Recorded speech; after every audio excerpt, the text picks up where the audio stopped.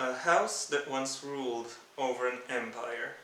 The Rochlocks are famous for being ruthless, sanguinary, and tied to the blood of an ancient warrior. Centuries have passed and war ravaged the continent countless times, and now the family rules as the overlords of the Foglands. Under the guidance of a scryer, Xander Rochlock changes laws and reinstalls traditions for his only daughter, Loveline, at the cost of sacrificing diplomatic relationships with the rest of the kingdom. A woman loved by many. Loveline is 17 when she is to marry the lord of another house. Bold and free, she sees the marriage as a simple duty that will not prevent her from living her life the way she wants and blurring the line between friendship and lust. But Larsol Silent Eye wishes to become more than a simple consort, and will prove to become her only ally when Loveline's father's action put her on the path to self-destruction. A curse that could bring an entire kingdom to heel. The Foglands are the lands of the beast, a sentient creature with desires and goals. When Loveline uncovers what it really wants and what her father has agreed to, it may be too late for her family and the entire kingdom. The scryer speaks of a prophecy, but Loveline sees a curse, and the color of the fog is changing. Oh, hello there. Welcome once again to the Heir's Lair. I'm your host, Jonathan Taylor. I am back to filming under artificial light during the nighttime or evening, depending on how you wish to define it, because I think it would be most fitting for the book that is on the review list for this week, The Empress of Beasts and Mist by Ginevra Mancinelli. Yes, for the first time in a long time I actually have a physical copy of the book I want to review. This book is a prequel to Mancinelli's existing work, a series called A Hallow of Talons and Tears, and she very much recommends that you read that before you get into this particular book. As such, I won't give you a TLEW for this book, but I will read out the content warning, assuming I find it. Oh, here it is. To the sensitive readers out there, please note that content warnings include descriptive violence, frightening scenes, blood, alcohol, sex, as well as suicide, eating disorders, incest, bestiality, rape, child abuse, mentions of miscarriages, forced abortion, and torture. Always enjoy responsibly. Is that a content warning or a shopping list? Because it really sounds as though Ginevra was trying to get as many things as possible on that list. Also, in case you're curious, yes, everything that is mentioned in the content warnings does actually come up in in this book. I would like to actually add one more thing that she seems to have glanced over, namely cannibalism. It's only mentioned, but it's still there.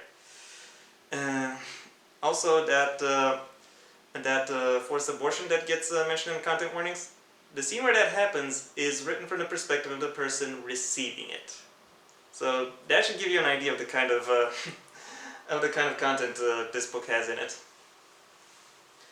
That being said, what does it have other than disturbing content and shock value? Well, actually, quite a bit, including tons of characters, none of whom is definitively the protagonist. This book employs a lot of different perspective characters or POV characters, point of view characters, through which to present its narrative. The characters who I will say take on this role most often are Loveline, heiress presumptive to the House of Rochlock, Larsol, her fiancé and later husband, and Xander, Loveline's father and in the beginning of the book, current Lord of Rochlock. Other noteworthy characters, at least in the beginning, are Fabian, a Rochlock custodian and son of one of their allied houses, Ghost, who is one of Loveline's stepbrothers, and Warren, the High Custodian of the House of Roshlock. That might sound like a lot of people, but truth be told, it's actually quite easy to keep all the an oversight on the perspectives. It's always easy to know which character is which. They all have very clearly defined characteristics, both physical and mental, and they all have their own distinctive goals in mind and methods for which they seek to accomplish them. Also, their development is given quite a bit of attention, including over the long haul. Ginevra does not settle for second best in that field. She understands what makes these characters interesting, and she knows how the changes within their environment would make them change their approaches and their behaviors and their behaviors. She's very careful and very deliberate when it comes to displaying the tensions and strains that appear between them. As such, while there are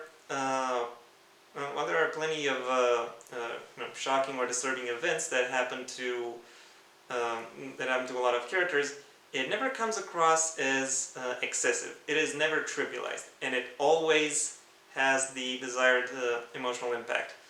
That forced abortion example I gave earlier, that is not the only time when a personal tragedy is written from the victim's perspective. Then again, building that connection is not the only way through which Ginevra is able to draw out the tension within the scene. She also knows how to slow down her pace and allow the realization to sink in for both the characters and the readers. And she knows how to give the readers just enough to where they figure out what actually happened by themselves. It is very well done. It gets you thinking, and it really places you in the perspective of the characters. Makes you adopt that for yourself. For yourself, which is very interesting to follow. One more thing I want to mention is the world building. It's not particularly deep or entrancing, but it is written with enough detail and attention to where you understand the kind of ecosystem that would allow characters such as the ones that show up in this book to appear, and also on a case-by-case basis either prosper or thrive. There are some aspects of the world that are not entirely well explored, but I'm pretty sure the regular series already has those aspects covered. My problem with the book is actually related to how the plot goes off the rails.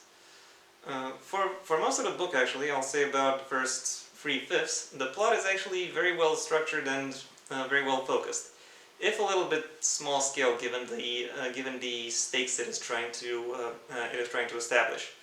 But once it reaches that 3/5 mark and the supernatural starts to gain a little bit more prominence in the role, prominence within the story,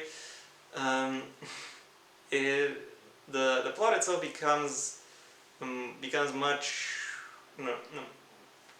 much more difficult to follow. It's very easy to just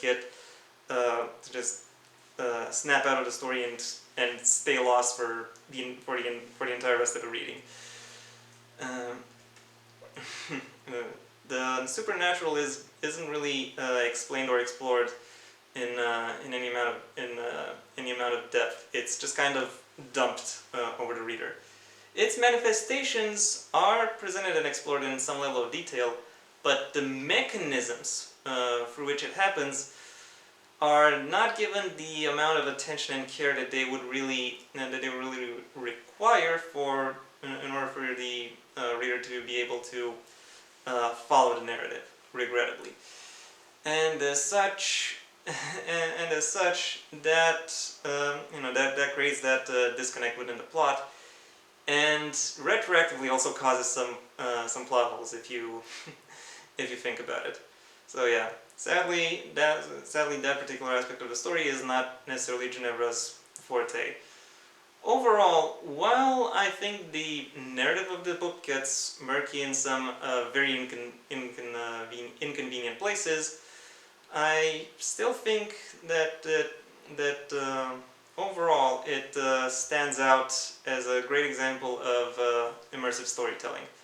My final rating for The Empress of Beasts and Mist is a 4 out of 5. And yeah, that was my review. Thank you for your attention. If you enjoyed it, then please leave a like and maybe even share it wherever you think others will like it as well. If you have anything you'd like to add to what it is I said in this video, the comment section awaits your input. Also, if you want to see when my next video gets released, then please subscribe. And ideally also ring the bell or do whatever else YouTube will ask of you in order to keep you notified. My own book, Heir to the Empire: The Next Generation, is available under a master link at most major book retailers in the description down below, right past all of my social media accounts. I also recommend you check those out if you'd like. Until next time, I'm Jonathan Taylor, and this has been The Heir's Lair.